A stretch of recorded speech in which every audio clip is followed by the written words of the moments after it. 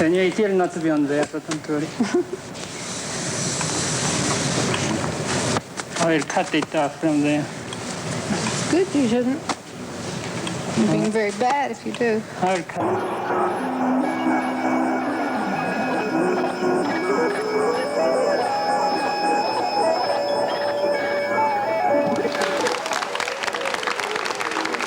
I think it's hard, even higher. Yeah. 여러분 안녕하십니까? 금년 정초 우리들이 안방에 앉아서 KBS가 위성 중계하는 굿모닝 미스터 오웨를 통해서 이미 우리들에게도 잘 알려져 있고 더욱이 세계적으로 널리 알려진 비디오 아트의 예술가 백남준 선생님께서 34년 만에 다시 조국에 들리셨습니다. 그 기회에 오늘 전문가 여러분들을 모시고 스스럼 없이 좀 자연스러운 질문, 알고 싶은 것 그리고 솔직한 답변을 듣도록 하자는 배려에서 여러분들 뒤에 보시는 여러 대학생 그리고 청년 예술인들을 같이 자리해서 이야기를 나누고자 합니다. 선생님 안녕하십니까? 네. 선생님이 돌아오신 게 34년 만이라고 그러셨죠? 네, 되게. 보통 뭐 10년이면 강산도 변한다는데 30년 많이 변했죠? 이 30년 되면 노래터로 마찬가지는 법이니까. 다시 1회 전했습니까? 그렇죠. 이렇게 태극기가 따로 있죠. 네.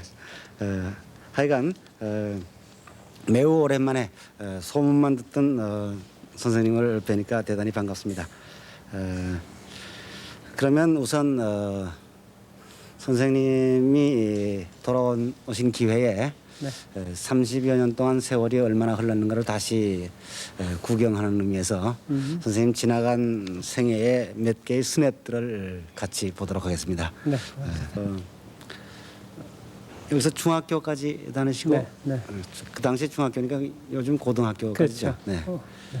그래서 1950년 그러니까 한국 전쟁이 발발하던 해든가요? 그 해에 그러니까 홍콩으로 건너가셨죠.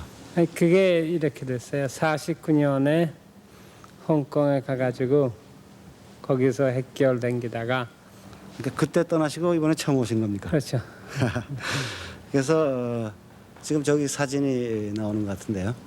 저 네네. 기억이 나십니까? 저건 63년 Exposition of Music 음악 전시회라는 거. 네. 그러니까 벌써 홍콩을 거쳐서 동경을 거쳐서 서독도 거쳐서 그 후군요. 그렇죠. 그건 네. 서독 있으니까. 이거는 재작년인가 82년 크리스마스 때 저 파리의 폼피두의 트리카라비데요. 그러니까 삼색기 네. 불란서의 삼색기를 표준해가지고 약 400대 텔레비전으로서 말이에요. 3번 1은 빨강이고 가운데는 하얀이고 바른 쪽 3번 1은 블루 청색으로 한 거죠. 네. 이것도 역시 그때 사진.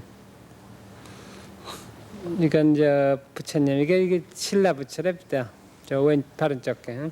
네. 그건 빌린 건데 그 부처가 자기를 보고 있는 건데 좀 싱거워서 좀 텔레비 위에서 저 산을 싸가지고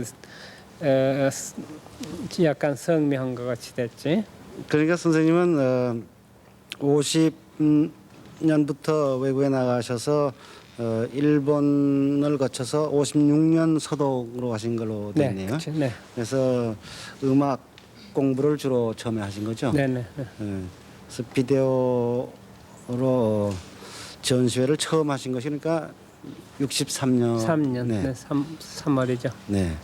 그리고 다시 일본으로 오셨다가 주로 지금은 뭐 미국 쪽에서 활동하십니까? 미국하고 독일하고 반반이죠. 네. 저희들은 뭐 특히 선생님에 관해서는 본격적으로 작품을 대하기 전에 해외 토픽 쪽으로 접했던 네. 분이었습니다. 그러다가 최근에 와서야 겨우 선생님의 구체적인 활동이 알려지기 시작했는데 그 우선 그 최초의 선생님이 그 흔히 우리들에게 익숙하지 않은 그 행예술을 시작할 때 뭐 흔히 어떤 사람들은 기벽이라고도 하고 어떤 사람들은 상당한 충격을 받고 어떤 사람들은 새로움이라고 합니다만은 그 초기 행예술의 의미에 관해서 질문을 부탁드려서 선생님 얘기를 듣도록 하겠습니다.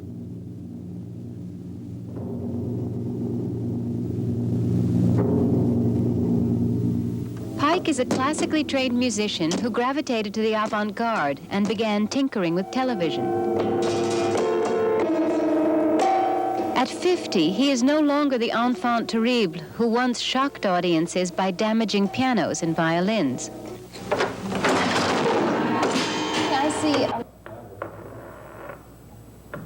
처음으로 행동음악 했을 때 그 주변 상황에 작가들이 행동음악을 했기 때문에 나도 행동음악을 한 건지 그렇지 않으면 비디오 아트를 낳게 되는 새로운 매체라든가 새로운 방법이라든가 새로운 대상을 찾기 위해서 그 행동음악을 한 건지 그거를 좀 그때 상황하고 좀 얘기를 해주셨으면 참 좋겠어요. 되게 그렇게 됐어요.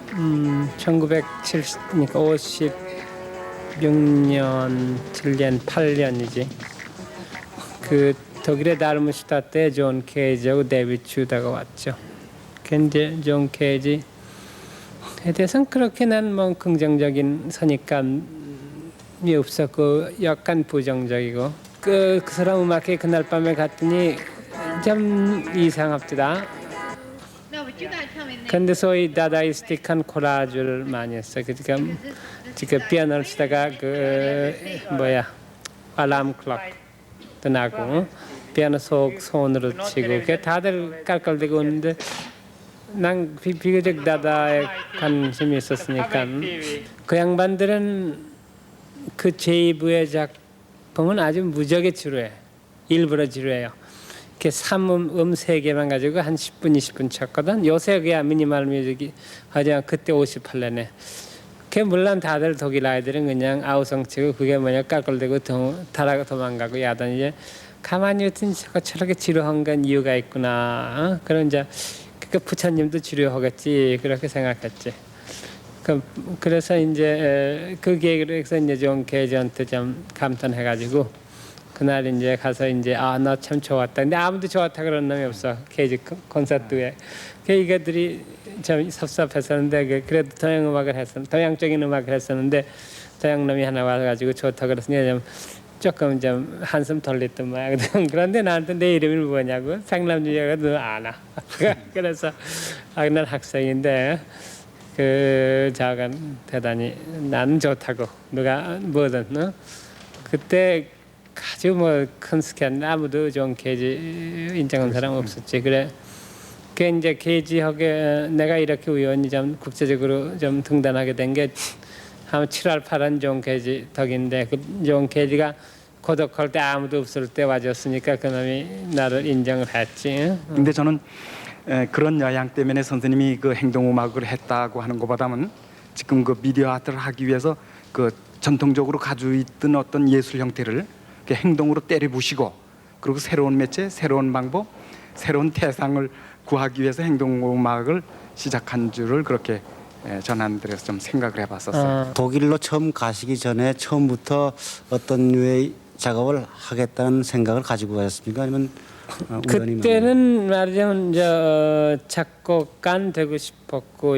한국에서도 좀 작곡을 했었고 신재덕 씨한테 피아노도 했었고 다들 그때 김소월 씨한테 김소월 시에 전부 작곡했으니까 그래도 나도 김소월이 시 백남중 작곡 이런 걸 몇 개 남겨 놓고 그랬는데 이제 일본에 가서 이제 그 나이도 먹고 작곡이란 빨리 해야 된다고 그래 이제 자간 먹을 건 해놔야겠다 그래가지고 이제 예학시험 공부하고 이제 그 동경대학 들어가가지고서 저렇게 동도 졸업하고 나가지고 이렇게 또 이제 독일 뮌헨에서 말이야 이제 여러 가지 이제 신음악 독일 신음악 저 협회니 이런데 음악회 가봤더니 형편이 없어요.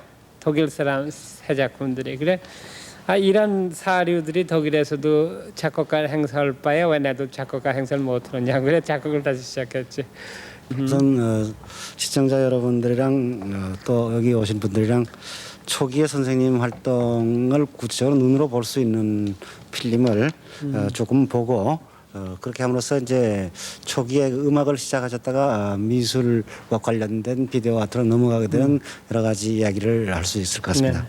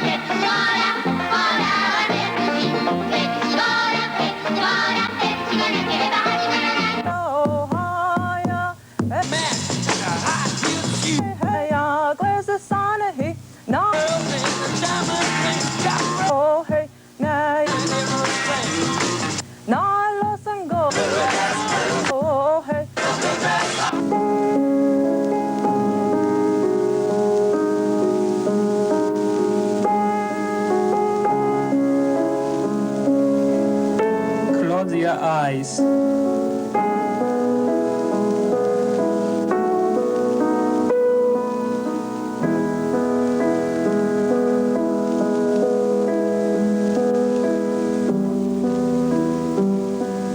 Open your eyes.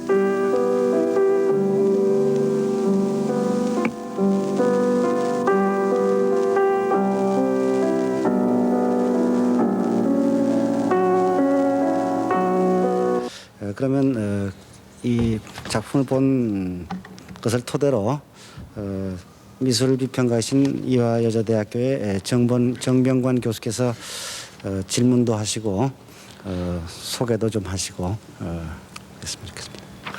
처음에 이렇게 처음 작품을 이렇게 볼 때는 어떻게 보면은 피카소의 기비스무처럼 형태를 부식하는 작업이 아니냐.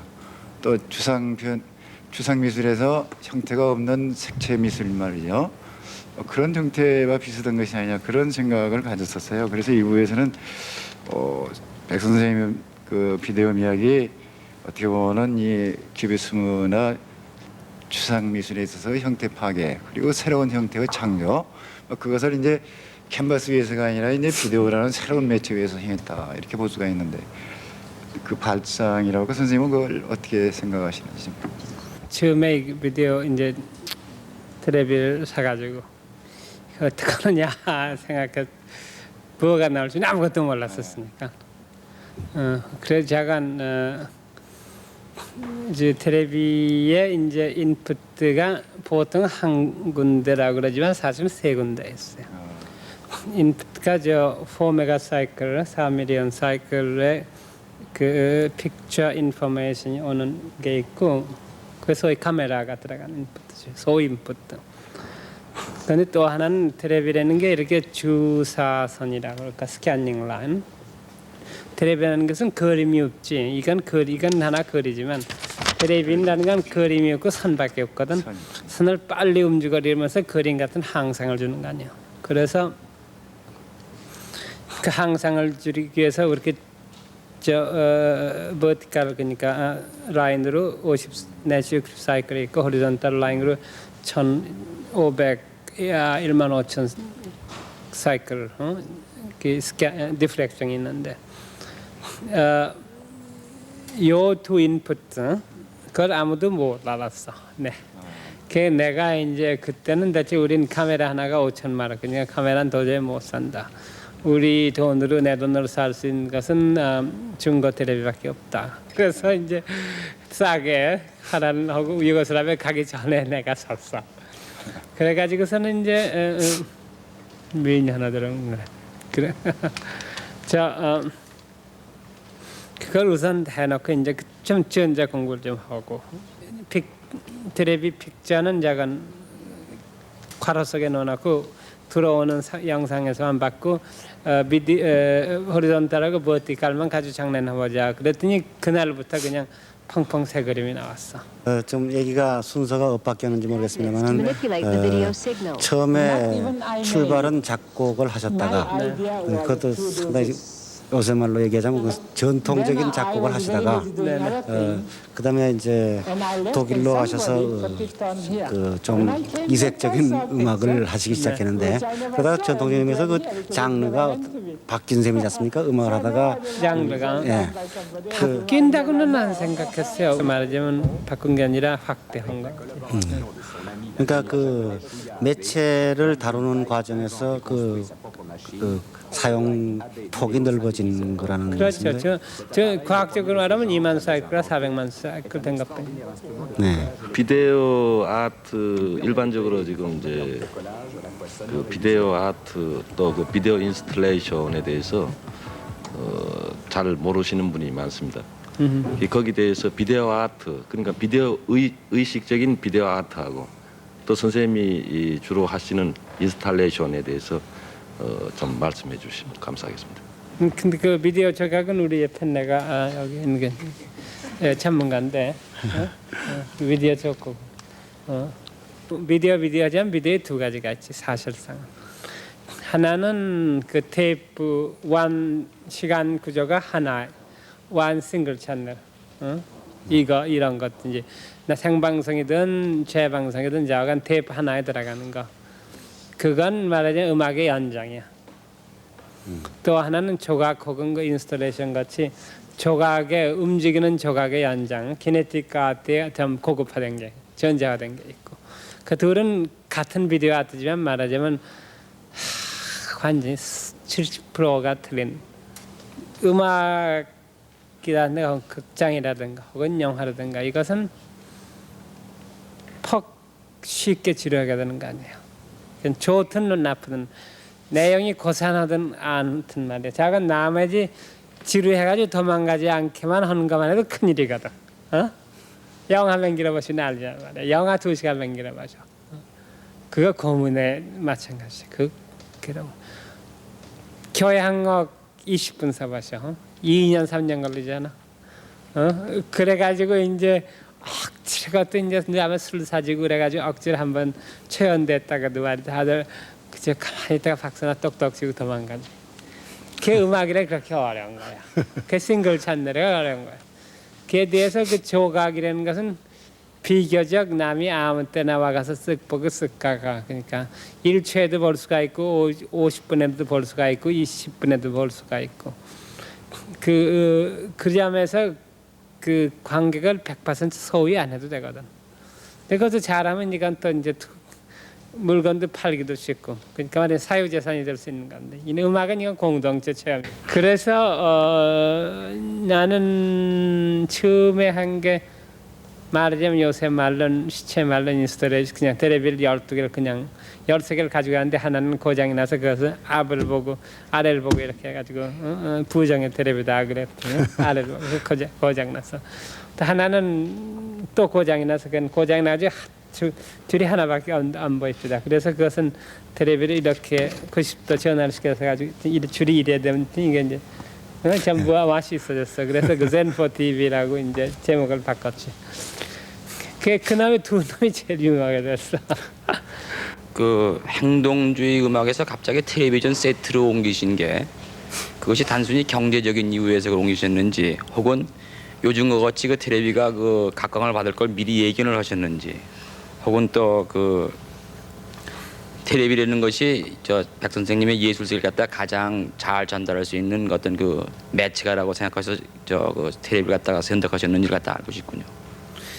그렇게 무슨 예견한 게 아니라 하나는 제가 그 하나 두 가지 저게 운명적인 상봉이 있었는데 하나는 조지 리게티라고 헝가리에서 도망온 대작곡가가 있는데 우린 이제 순진히 생각해서 예술은 자기의 표현이다 무슨 그런 게 보통 아니에요.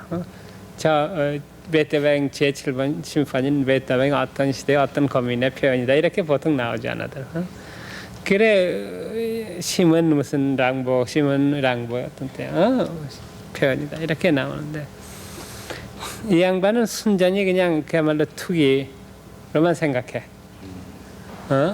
그게 추상작용이라고 그러면 되지만 그거보다도 어떻게 하면 자가 등단해가지고 뭘 하느냐. 그래 거기에 우리가 한국 혹은 일본 이렇게 멀리서 서양에서 인류가 된 예술을 인류가 된 후에 공부해가지고 이해하려는 이렇게 집중하고 걔네들소에 들어가선 어떻게 경쟁해가지고 어떻게 저놈 한번 차가지고 내가 먼저 나서냐 이 경쟁하고 미성의 싸우는 경쟁적인 입장하고 전혀 다른 거야.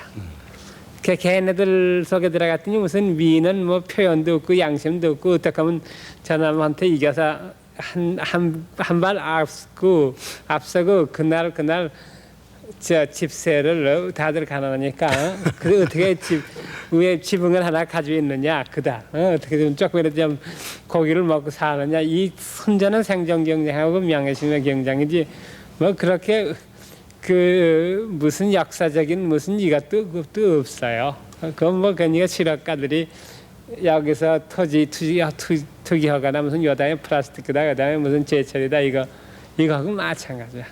그건 내 통대로 놓쳤어. 그 뭐로 예술엔 양심이 있을런지 예술엔 양심이 있을런지 모르지만 예술가 간의 양심은 실학가 간의 양심하고 마찬가지야. 훨씬 더 나은 거 없어. 독일의 카오게츠라고 지금 나보다 한 20살쯤 더 난 작가가 있는데 화가가 있는데 그 양반이 전장 때 노르웨이에서 독일 공군의 그 레다 부대에 있어가지고 이제 여러 가지 레다 스크린을 많이 봤어. 레다라는 게 요새 다들 요새 투웨이 텔레비전이라고 그러잖아. 쌍방향 TV. 제일 먼저 쌍방향 텔레비전이라는 게 레다거든.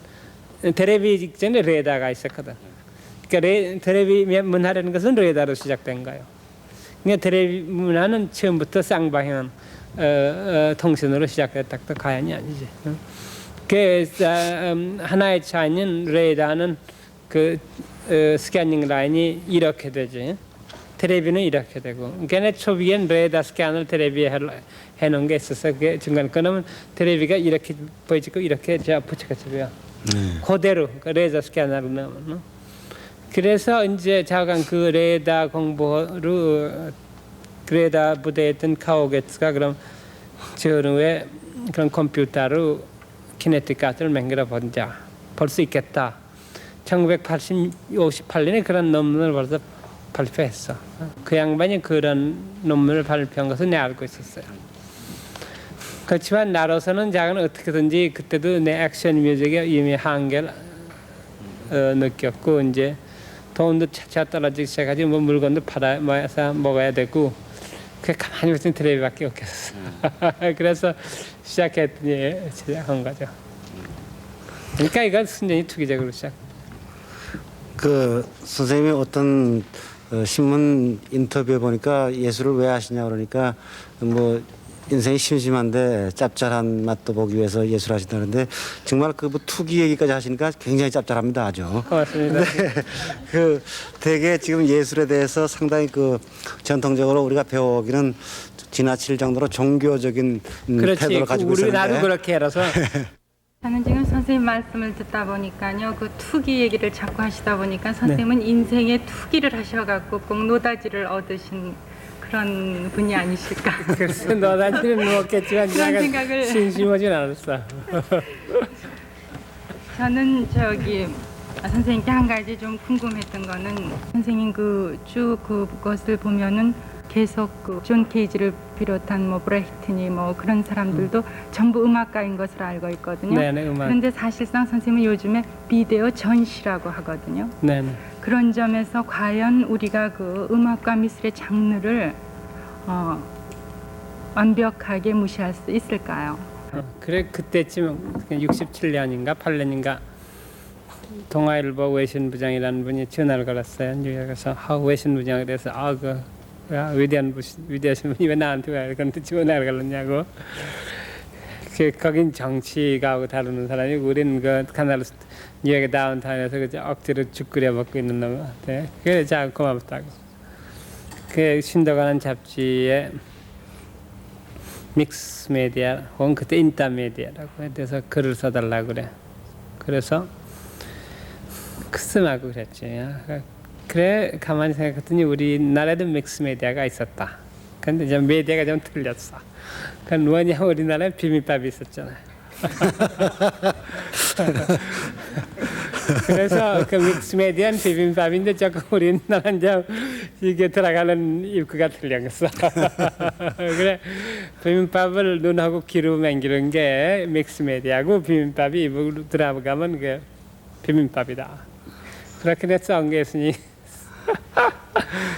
역사 2차전 이후의 전의 역사 혹은 80년대 역사 하나의 많이 바뀌어지는데 하나의 중요한 점은 소위 액셀러레이션 가속도하거든. 변화하되 변화가 점점 바뀌었잖아요. 그래 우리는 만약에 변화를 이렇게 볼 때 변화를 보느냐 변화율을 보느냐 그러니까 미분을 보느냐 저거를 물론 적분은 안 보고 그러니까 미분을 보느냐 그 선을 보느냐 우리는 2차 방정식을 보냐 하면 우리는 미분 방정식을 보게 돼 있어요. 이게 우리 눈이. 그러니까 선생님의 비디오 예술이 실제로 활짝 꽃피었다는 비유가 적당할지 모르겠습니다만 대체로 그 절정에 이르기 시작한 것이 1970년대 후반부터라고 말할 수 있지 않겠습니까? 그다음에 TV 가든, 피라미드 등을 보겠습니다.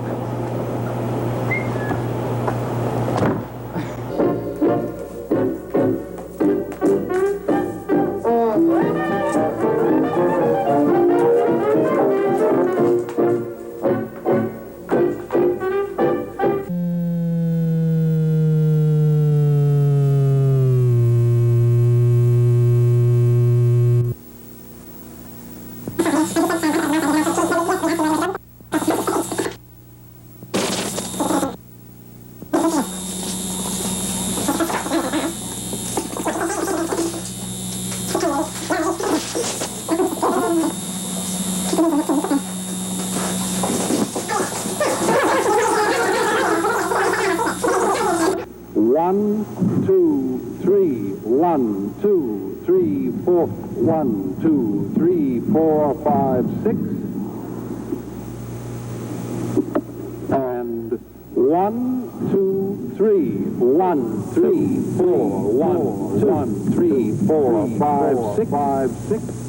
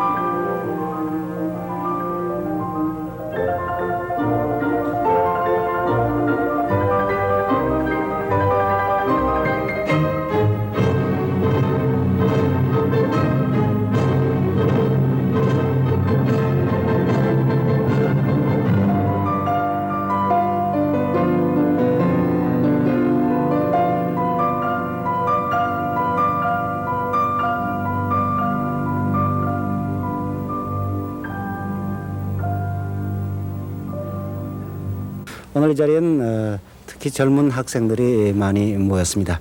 특히 금년 1월 달에 굿모닝 미스터 오웰 때는 뭐 간접적으로 들은 얘기입니다만 특히 젊은 학생들에게 상당히 좋은 반응이었다는 얘기였었는데 학생들에게 자유로운 질문을 받도록 하겠습니다. 저는 무용을 하고 있는데요. 무용 동작에도 흥미로운 동작이 있으면 그 부분을 굉장히 많이 파고들고 싶은데요. 네. 어떤 소재를 택하셨을 적에 다른 소재보다도 더 흥미롭게 선택을 하고 그것을 생활하고 같이 관계되게 대중예술적으로 매치시키시나 그게 참 궁금해요. 요새 무용이라보단 비디오 무용을 주로 하고 있어요. 근데 내 경우에는 또 이렇게 비디오 내가 무용가에게 뭘 해달라고 안 하니까 제가 뭐든지 해주셔. 그래가지고 그 대신 카메라를 몇 대로 찍어놓고 카메라로 찍고 난 후에 이렇게 재분석해가지고 재구성을 하게. 그러니까 그 자체는 재밌는 행위도 재미없는 행위도 없고 저간 우선 해달라고 그래가지고 찍어놓고 나서 분석하게. 그러니까 사실 어떤 의미에서는 미디어 무용이 전문 무용가로서만 허구만 해야 된다는 법은 없지. 네. 그러니까 그렇게 하면 산란만상이 좀 무용이 되니까 아무거나 찍어가지고 이렇게 이으면 무용이 아니야. 그러니까 말하자면 내 생각은 이렇거든. 우리가 말하자면 지금 구텐베르가 인쇄업을 이것도 전 세계 우리나라가 구텐베르그 이전에 인쇄업 맹기랬던 거 아무도 몰라. 근데 맞아 구텐베르그가 말하자면 인쇄업 맹기기 전에는 시인이라는 것은 전부 소위 음유 시인 아니야. 노래 부르는 사람이 시인이거든.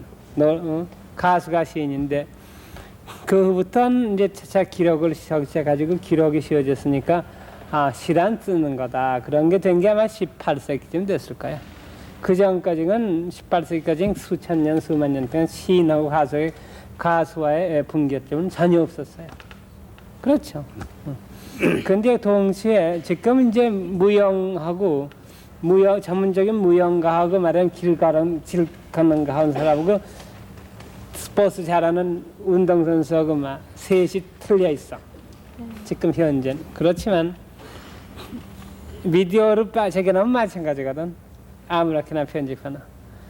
그러니까 이제 차차 한 200년 되면 말이에요. 그 기계체 잘하는 사람하고 무용 잘하는 사람하고 길 갈 때 좀 멋있게 걷는 사람하고 마찬가지로 가요. 서로 넌 누가 편집하느냐 그게 틀렸지. 내 생각은 그래요. 이런 질문 드린 건 좀 모호한데요. 솔직히 선생님 작품을 볼 때요. 솔직하게 말하면 완전히 그러니까 관심은 갖고 있지만 완전하게 이해가 된다든가 와닿고 그런 건 없거든요. 근데 제가 생각할 때 완전히 대중 취향적인 대로 흘러서도 안 되겠지만 작가가 자기 작품 세계를 표현할 때는 자기 철학적 요소를 넣더라도 일단은 전달하거나 그러니까 감상자가 이해하는 거를 생각해봐야 된다고 저는 생각하거든요. 그런 측면은 어떻게 생각하시는지 궁금한데요.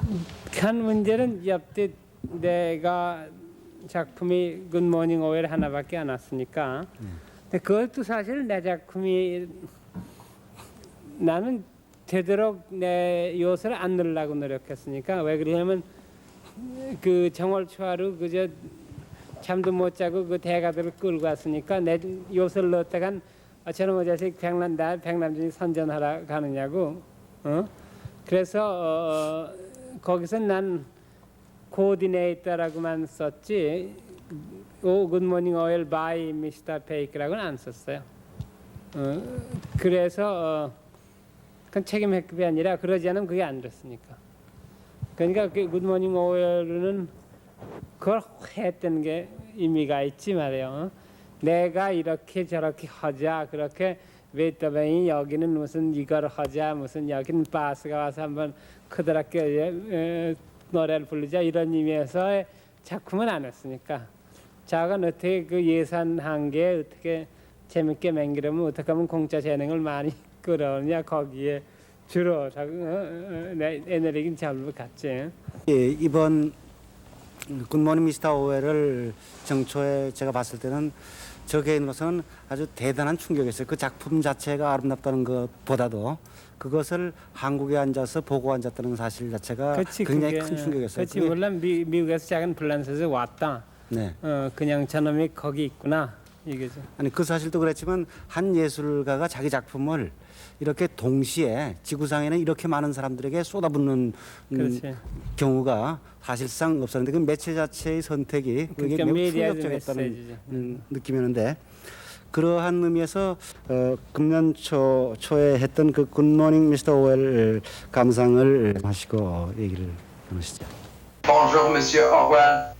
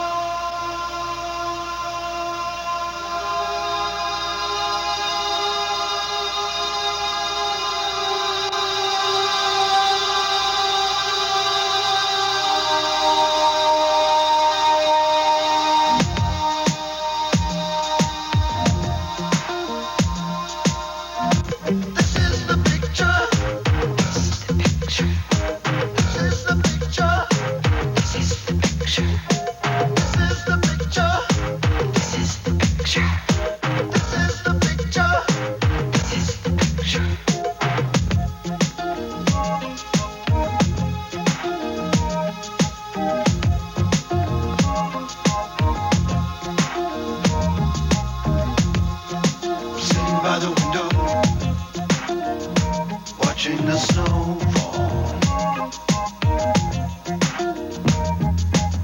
I'm looking out and I'm moving, I'm turning in time, catching up, moving in.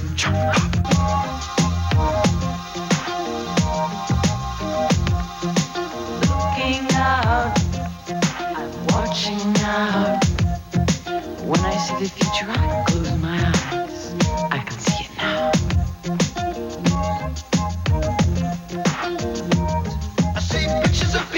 오늘 즐기게 될 굿모닝 미스터 오웰은 인류 최초의 미디어 예언자인 조지 오웰이 결코 예측하지 못했던 전자 미디어 텔레비전의 긍정적이며 협동적인 사용 방법을 제시할 것입니다.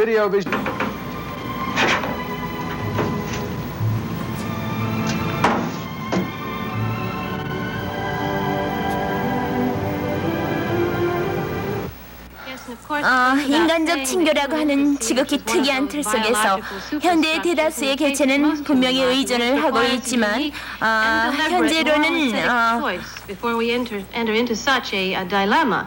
I would regard the theory and practice of this particular dilemma as especially important within the theosophical modes of preparation, as well as the moral, the historical, the economical, the sociological, the philosophical, the historical. I would never go so far as to say that this was not an important issue. And it's... Won't you listen to me? Wake up! Won't you listen to me? Wake up! Won't you listen to me? Won't you listen to me? Won't you listen to me?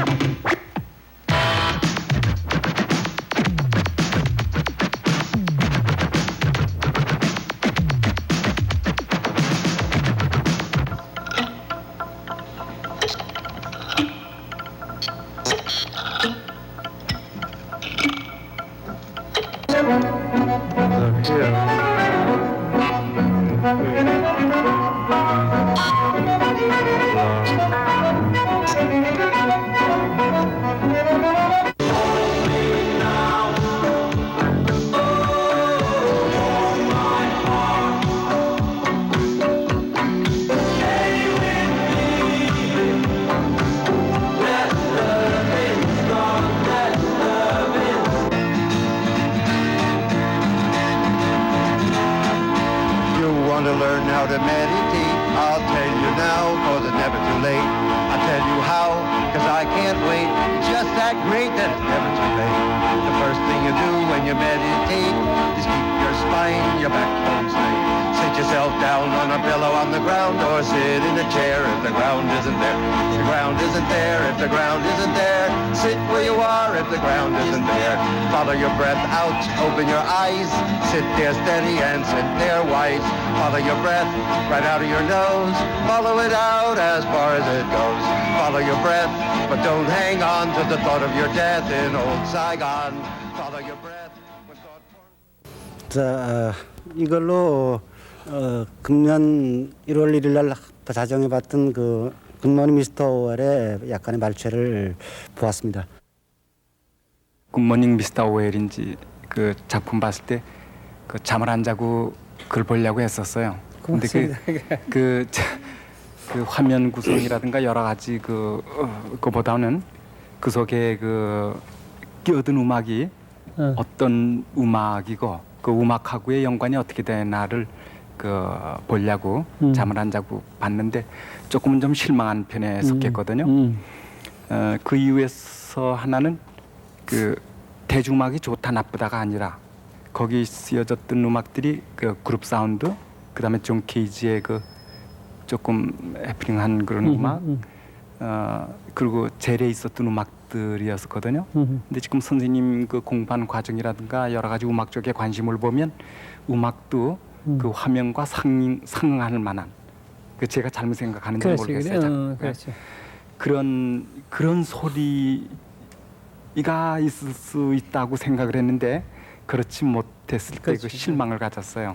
그래서 그런 선생님이 지금 하시는 그 예술의 음악의 관계를 조금 설명해 주시고. 그래 항상 말해요. 나보고 너 왜 내가 항상 대중음악을 쓰거든. 그 왜 대중음악을 쓰느냐. 그래서 내가 그런 고급 질문엔 좀 고급으로 대답을 해야 되니까. 그게 이제 데카르트의 디비제르 디피culté라는 말이 있어요. 곤란이 있으면 그걸 분해하라. 갖고 하나하나씩 분해해가지고 하나하나씩 해결하라는 거예요. 군대도 마찬가지. 우선 싸울 땐 분단해가지고 하나하나씩 이겨야지. 그게 이제 내 이제 비디오란 이제 새로운 매체로 이제 내 방송이 시작된 게 방송 그 처음 억지로 커넥션이 닿은 게 아마 69년 정도예요. 이제 그로부터 이제는 방송을 한다. 그 플러스하고 마이너스가 생기지. 우선은 이제는 조금 더 돈 예산이 많아졌다. 그래서 그때까지 못하던 실험도 할 수 있다. 월급도 나온다. 그 대신 마이너스는 한꺼번에 적어도 한 뉴욕 지방에 적어도 20만 명은 나한테 다이얼을 맞춰줘야지 그 다음에 또 예산이 나온다. 뉴욕에서 20만 원 몇 명이면 그렇게 쉬운 게 아니에요. 경쟁이 아주 쉬우니까. 거기 이게 이제 그 쌍곡선 중에 그 석에 뚫고 들어가야지. 그래 다른 예술가는 한 2개쯤 하고 묘국 맞았지만 역대나 살아 있었어. 그래서 굿모닝 오웰도 할 수가 있었지. 그냥 방송국에서 신임을 해줬으니까. 네가 한다면 좌우간 20만 명은 본다. 그래. 그러니까 그래서 이제 굿모닝에서 미스터 오웰은 이해하시는 분 잘 알았어요. 그건 내가 보더라도 그런 말 할 거야. 그래서 이제 어떻게든 이건 팔아야 되는데 어떻게 하냐. 그건 나 친구들 다 모아가지고 친구 누구냐 존 케이지가 있다. 그럼 오케이. 이제 이렇게. 근데 어떻게 로리 앤더슨이랑 지금 터프지. 어떻게 또 그 여자를 무명시대 알아놨어. 로리가 온대. 그래서 요컨대 그 방송이 성공한 것은 그 말하자면 비빔밥을 남겨 놨으니까 전부는 안 들어도 비빔밥 먹이라고 짝짝짝 했으니까 자간 쭉 들어줬지. 그러니까 그건 생방송에 쌍방송을 한 세계에서 최초예요. 그건 내 자랑하고 죽을 때 염라대왕한테서 가르쳐준 데 자랑. 그래 그 한계에 서로 즉흥 뭐가 이 다음에 날런지 모른다 이런 불안감을 쭉 줬거든. 흥미가는 그 점에서 이건 성공한 점이지. 당 이번에 처음으로 본 것처럼 KBS가 중계 안 했으면 우린 못 봤죠. 그렇죠. 그러니까 소위 그 매체를 KBS가 돈을 안 유도하고 우리는 있는 사람들 그와 잘 친해야 될 것 같은데. 그러면서 선생님 체제 속으로 일단 어떤 형태 체제 속으로 들어가지 않고는 그렇죠. 방향이 안 될 테니까 그렇지, 예. 그 문제의 해결. 그렇죠. 예술가는 그걸 어떻게 해야 되는지. 큰 문제죠. 그래서 이제 내 항상 얘기는 예전에 저 일본에 건축가 이소사키라고 있는데 알았다는 사람 얘기도 이제 우리는 이제 처음에 프룩스 때는 이제 혼자 해도 뭐 괜찮은 아무리 에반게르도 보는 사람도 없고 탓하는 사람도 없고 자유행위가 가능한 예술인데 자간 하다 봤더니 이제 앞에 나갔어. 그 뭐 그렇게 크게 되려는 게 아니라 크게 돼봤지. 그렇게 됐어 자간. 그래서 이제 내 자신의 위치를 그럼 어디냐? 그건 말하자면 큰 발해나 혹은 대건축가나 이런 사람들은 요컨대 체제 내 속에 들어가지 않으면 자기가 를 발휘 못했으니까 미켈란젤로도 무슨 법왕이 좋아서 법왕 그걸 남기는 게 아니라 그 스케일에 일을 하려면 그 집밖에 그때는 큰 집이 없었으니까 그 집을 그린 거니까. 그러니까 비디오 아트 그러니까 내 형태의 비디오 아트 했을 때는 세계적인 TV 기성사실 체제 사실을 이용 안 할 수가 없고 이용해야만 또 재미있는 음악이 나오고 그렇다고 나만이 미디어 예술가가 아니고 고독한 미디어 예술가들은 많이 있을 수 있으니까. 그러니까 내가 할 수 있는 일은 우연히 작은 그렇게 커넥션이 됐으니까 내가 최선을 다하되 그게 전부가 아니라는 거. 선생님 얘기를 들으면서 제일 놀란 것은 34년 만에 귀국하신 분으로서는 마치 엊그제도 옆에 계셨던 분처럼 한국말을 우리나라 말을 아주 자유자재로 구사하시는. 사실 최근에 텔레비전 같은 데서 외국서 그저 한 5, 6년 사시다가 들어오신 분만 해도 그래서 말끝마다 영어고 되게 좀 떠듬떠듬하고 그러시는데 선생님 경우 34년 만에 그렇게 아주 자유자재로 말씀하시는 게 그리고 또 구수하게 말씀하시는 게 아주 놀랍습니다. 그리고 아마 선생님 떠나실 때 주로 많이 사용하시는 한국말이 되살아나는 것 같아서 어떨 때는 좀 그 현대어가 아닌 것 같은 느낌도 드는데 그래서 재밌습니다. 물개적 스타일을 그래. 예술가는 고등사기라고 하는 그 재미난 말씀을 하셨거든요. 됐나? 그래서 그거는 그런 사기 그래 사기꾼이라고요. 근데 이제 그것도 참 재미있는 말 같아요. 근데 저도 그 음악하는 사람이나 이제 미술 무대 예술하는 사람 만나면 우리 미친 사람이라고 늘 그러는데 그렇지. 그걸 선생님이 하신 말인지 그렇지 않으면 그게 어떻게 된 건지 모르지만 하여간 그 말이 굉장히 재밌는 말인데 그 말의 그 뒷얘기를 좀 해주시면 참 좋을 것 같아요. 사기꾼은 세계 제일 큰 사기꾼은 마르셀 두샹이지. 그간 뭐 순전히 사기를 철학화했으니까. 그 점에서는 두샹의 영향 많죠. 그 사람 나 그거 한번 두샹이 온다고 집에다 안 왔는데, 근데 이 하도 위대하니까 내 얘기를 많이 보긴 하고 그 집 어머니 그 부인하고 상당히 친했고 그랬는데 우리 옆에 있는 가 친했어. 그런데 그 요컨대 이 금세기 후반 혹은 최정 세기 말에 말에 대하면 예전에 19세기 세기 말에 특정 말하름에 말이야 나는 뭐 40권의 책을 전부 읽었다. 읽을 책은 없다. 그렇지만 6천은 썼다. 감각적인 풍적을 감정적인 풍적과 만족을 희구했잖아요. 보드렐 말하려면. 그래서 괜찮습니까? 그래도 말씀하십시오. 대개 그 정도인데 이 세기의 세기 말은 무지하게 세레브랄 두뇌의 세기가 됐어. 컴퓨터의 세계니까. 그러니까 그때 마라룸의 보드렐의 상징주의적인 전 감각의 풍적에서 만족에 그래서 프루스트까지 합해서 금세기에는 예컨대 컨셉트 아트에서 컴퓨터 아트 CC를 갖다가 봐.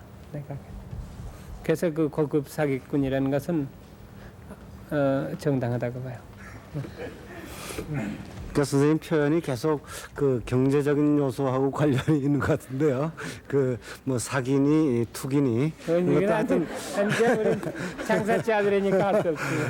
그래서 하여튼 그와 같은 비유를 통해서 우리가 느낄 수 있는 게 이제 금방 말씀하신 것처럼 그 사기나 투기 다 하자면 머리가 좋아서 잘 계산을 해서 해야지 안 그러면 질 거 아닙니까? 그러니까 그걸 잘 계산해서 전체적인 어떤 상황에 맞추어서 해나가는 것이라고 할 수 있겠는데 저희들에게는 사실 오늘 이런 자리를 마련해서 선생님을 세계적으로 유명한 예술가를 모셨을 때는 어느 의미에서 예술적인 철학이 있을 거다. 신나겠죠? 아주 종교적인 어떤 뭐가 있을 거다 이런 생각을 했었는데 있으시겠죠 물론. 그러나 표현하는 방식이 특히 다소 우상파괴적인 그런 발언이 많으셔서 한편으로는 재미있고 또 한편은 좀 어딘가 조금 미진한 것 같은 느낌도 없지 않습니다. 죄송합니다. 설명하셔도 될 것 같은데 시간도 그런데 끝으로 하여튼 선생님의 그러니까 지금 하고 있는 작업과 지금 여태까지의 문화 뭐 전체적인 흐름을 다 놓고 뻔하게 얘기하는 건 어렵겠습니다만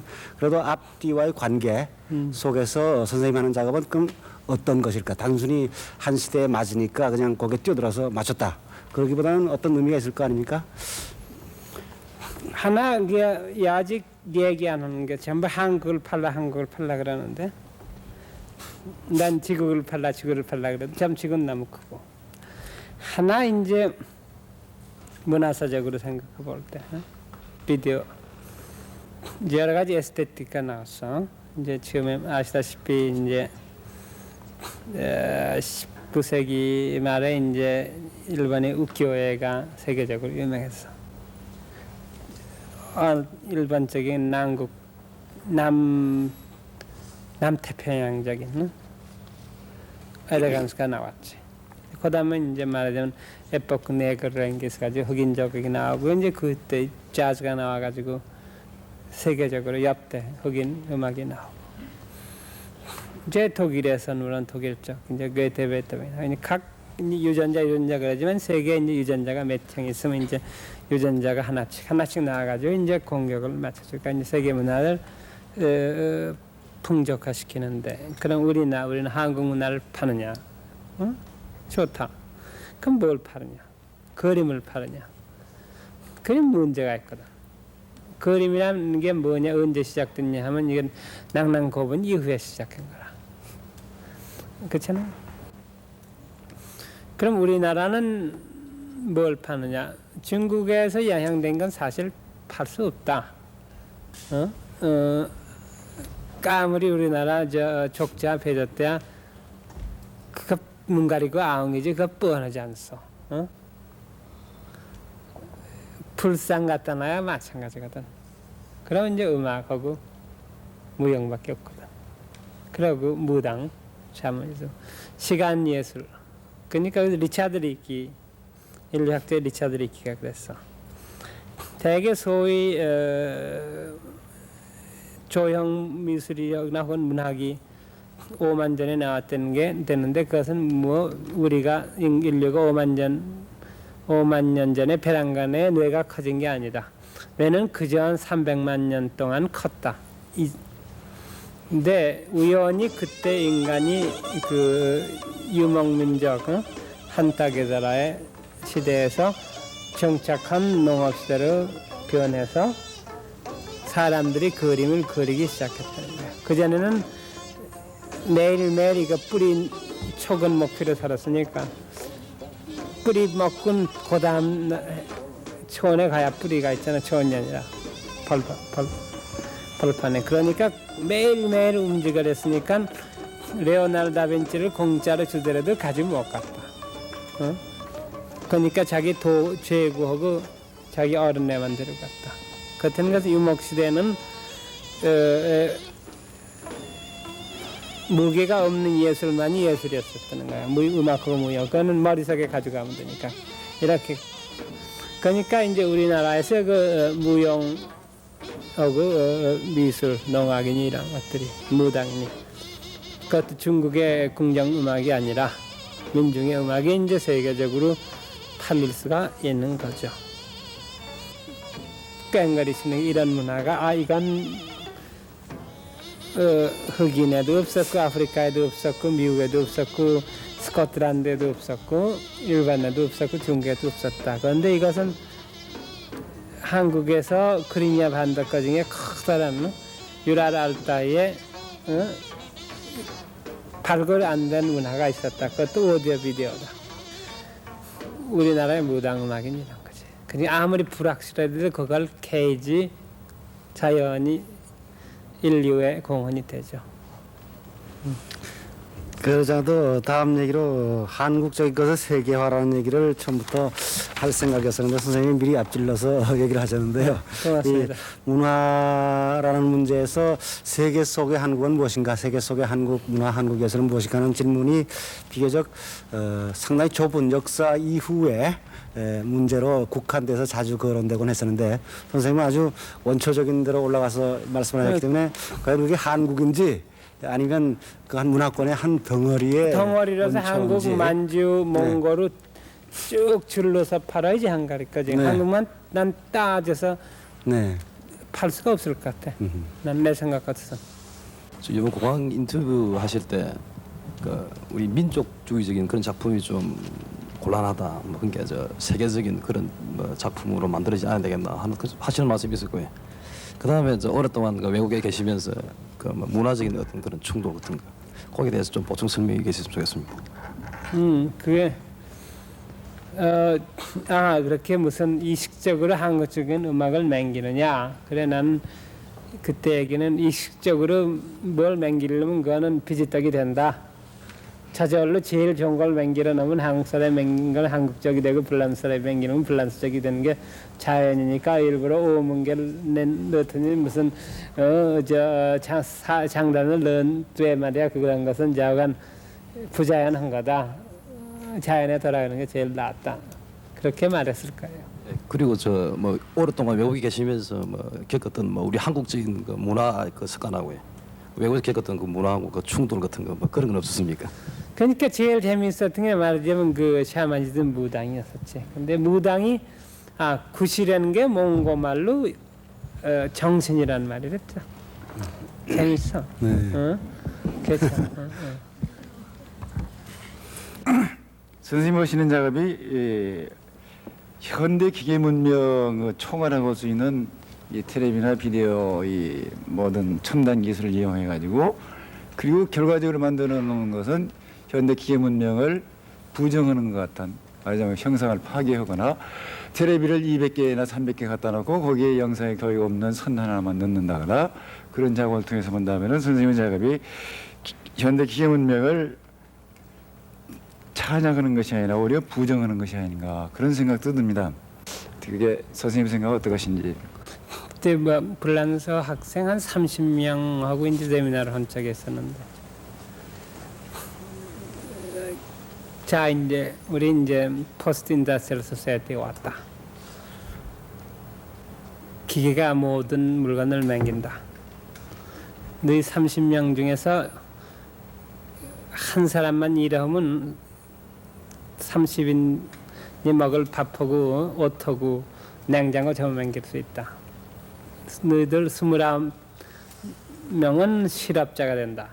그러면 그 29사람은 뭘 하겠느냐 물어봤어요.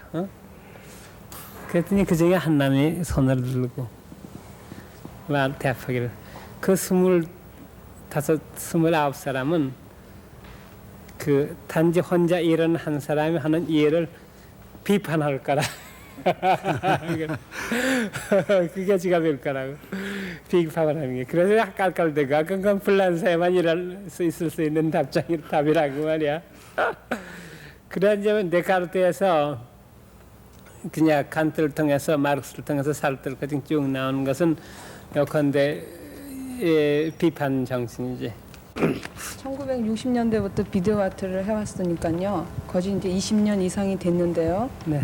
그러니까 그 한 가지 어떤 재료를 가지고 이때까지 해오셨는데 모든 예술에 있어서 그러니까 무한한 그런 영감을 가질 수 있고 무한하게 나타낼 수 있지만요. 비디오에서도 어떤 인간들이 가질 수 있듯이 어떤 한계성이 있을 것 같아요. 그렇죠. 백 선생님께서 어떤 표현을 하는 데 있어서 그 한계점에 가장 그 문제점이 되는 제일 큰 게 그 TV 스크린이 이렇게 쭉 되는 거죠. 그러니까 모든 화가 보고 너 지금 예를 들면 반에쯤 보고 너 요만한 그림 그리라고 하면 너 미친놈이라고 그럴 거라. 그러니까 특히 요새 화가들은 커다란 캔버스잖아요. 그럼 거기에다가 또 다른 것을 가미하신다면은 무엇을 가미하시고? 그러니까 내 얘기는 이것도 또 장사 속이지만 조그맣게 맹기라도 재밌는 거면 이 다음에 크게 맹기라도 재밌을 거리라. 비디오에만 일관하시겠다는 거죠? 지금은 비디오는 나랑 그게 밥 먹기 제일 쉬운. 현재 여기까지 초대돼서 얘기를 하니까. 처음부터 끝까지 밥 먹는 얘기를 상당히 많이 하셨는데. 현재 20세기 예술에 있어서 매스 커뮤니케이션의 많은 발전에 의해서 최종적으로 비디오 아트가 이룩됐다고 제가 보는데요. 네. 만약에 이 비디오 아트가 더욱더 발전하게 될 경우에는요. 레이저 예술로 발전한다고 선생님께서 말씀하셨거든요. 근데 그러면은 이 유전자적 예술하고 레이저 예술이 과연 현재 행하여지고 있는 순수 예술과 어떠한 차이점이 있으며 유전자 예술은 과연 무엇인가 굉장히 궁금한 점이 많은 것 같아요. 아니, 네, 그 약간 오해도 있었던 모양인데 저 하나 지금부터 비디오 이후에 뭐가 오느냐? 제일 쉽게 생각한 게 그 홀로그램 이렇게 괜찮나? 홀로그램. 그 레이저에서는 홀로그램이지. 그 홀로그램은 대단히 유명해요. 홀로그램 3D로 그냥 보이는 거 아시겠지만. 그런데 문제점은 비디오 신점은 소위 비디오 테이프 하나, 비디오 인스톨레이션 하나가 그 뜻이지만 요즘 굿모닝 오웰 같이 세계 전체를 뿌릴 수가 있거든. 비디오란 4명이 보나 내 가족이 보나 400만 명이 보나 4억 명이 보나 가격은 마찬가지야. 그걸 종이로 넣어놔 보셔. 4명이면 넉 장 아니야. 4가족이면 자동차로 4가야 되거든. 4만 명이면 말이에요. 얼마큼 왔다 갔다 그것만 해도 가솔린값도 안 되지. 근데 비디오는 척 한 번 하면 전 세계에 그냥 한꺼번에 가거든. 그 경제성이랑 그냥 무시무시지 않겠어. 이제 그것이 이제 더군다나 이제 옵티컬 파이버나 이런 케이블을 대보면 말이야. 1000번 1000채널에 그대로 나가거든. 틀린 1000채널. 그 비디오 혁명의 진지는 테레비가 이렇게 낙하산적인 상이 하달로 시작됐는데 비디오 혁명이 남은 진실로 케이블화가 되고 그러려면 이것이 전화 연장이 되는 평명적인 커뮤니케이션 형태로 되거든. 컴퓨터하고 마찬가지로. 그러니까 비디오가 무섭다는 거지. 그런데 그렇게 됐을 경우에 홀로그램이라는 게 이거 3D라는 것은 인포메이션 퀀티티가 그냥 무시무시하게 많이 필요로 해서 지금 우리가 가지고 있는 케이블을 전부 쓰더라도 홀로그램이 하나밖에 운반을 못해. 그러니까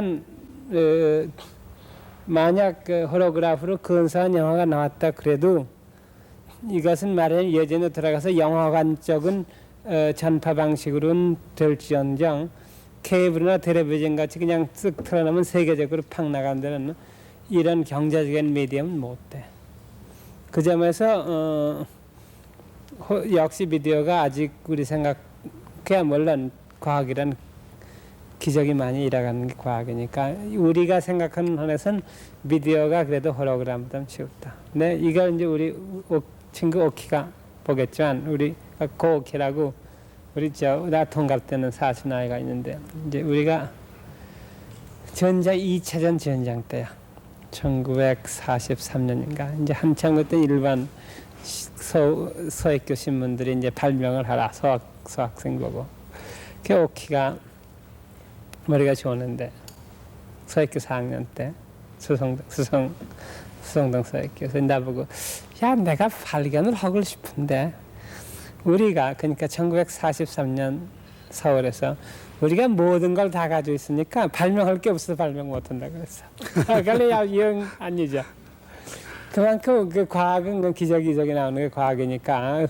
그래 내가 항상 서양 아이들하고 이야기가 깔깔대고 있거든. 지금 봐라 지금 다들 그거 다 있다 그래 다 있는 게 아니라 그냥 우리가 43년 한국이란 오죽 후진된 나라야. 그래도 우리들은 우리는 자간 이미 새로 발명할 게 없듯이 전부 있다고 생각하고 있었거든. 그래 하도 이상해서 나도 그런가 그러는 걸 안 잊어버려. 그런데 그가 이제 말하자면 홀로그램. 유전자의 문제는 유전자 공학이 물론 또 홀로그램의 다음의 테크놀로지야. 그런데 내 생각으로선 이제 만약 그런 아티스트 보고 유전자 조작에 자유를 줬다가 세상에 몹쓸 병신들은 전부 맹길어 놓을 거니까 무서워서 못 쓴단 말이야. 그런 환경에서는 아마 아직도 우리 미디어가 비교적 무해하고 풍부한 매체가 아니냐.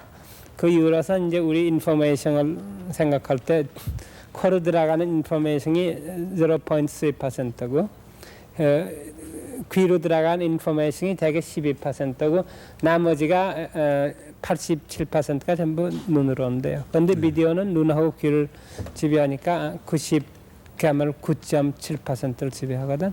그러니까 내 생전은 그저 미디어 가지고 죽은 꿀 끓이고 먹고 살고 있으리라. 근데 상정이야. 지금까지 굉장히 폭넓게 너무 말씀을 하셔가지고 뭐 인류 고고학으로부터 시작해가지고 무슨 전자공학까지 해가지고 뭐 별얘기를 다 하셔가지고 저 자신 지금 어디 와 있는지 잘 모르겠습니다. 우리가 지금 정보 시대에 살고 있고 미디어를 갖다가 싫거나 좋거나 우리가 이용해야 되고 이용당하는 입장에 있다면 예술과 미디어가 앞날에는 어떻게 그 화합을 하게 되느냐 혹은 서로 상호 도와주는 입장이 되겠느냐 거기에 대해서 한 말씀 해주시면 감사하겠습니다. 그러니까 말하자면 이게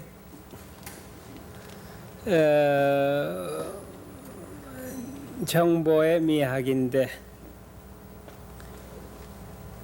각 나라에 대해서 이제 의미가 틀려지는데 우리나라에서는 뭐가 필요하느냐 어떻게 생각하냐. 말하자면 미디어 철학을 뭐 각 나라에서 물으면 그 나라에 따라서 내 답이 틀려요. 그것도 사실이야. 그 나라가 지금 메디어 발전 단계에서 전부 틀린 단계. 미국의 프랑스, 독일 전부 선진, 후진 가까이 있거든. 우리나라는 뭐냐고. 우리나라의 경우에서는 자간 우리나라가 이제 억지로 이제 후진국에서 중진국으로 됐고 이제 선진국에 따라지쯤 되려고 열심히 노력 중이야. 가능성이 있어. 우리나라의 경우에는 이제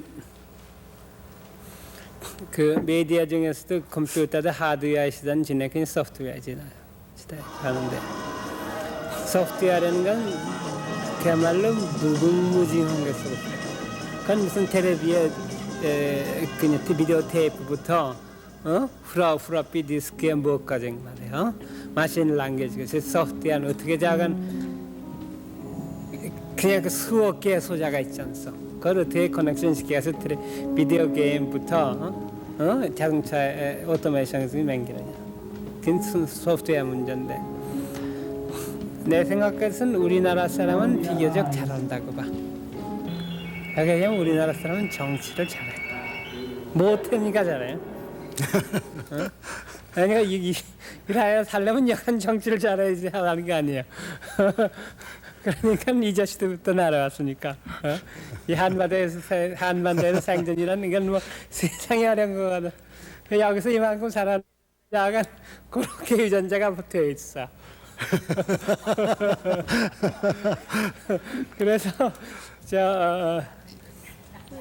컴퓨터 소프트웨어 프로그래밍을 잘할 거야. 이제 그런 의미에서 이 나라에서는 비디오 예술을 조장시킬 필요가 있지.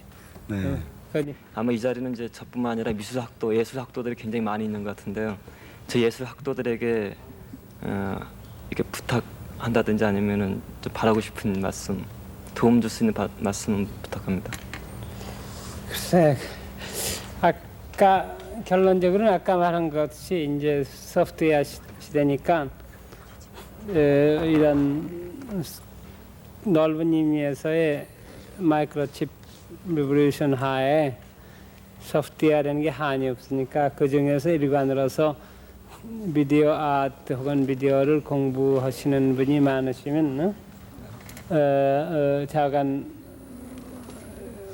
장래적으로 재미있을 것이라 그걸 또 되풀이하는 게 낫겠죠. 그러니까 요컨대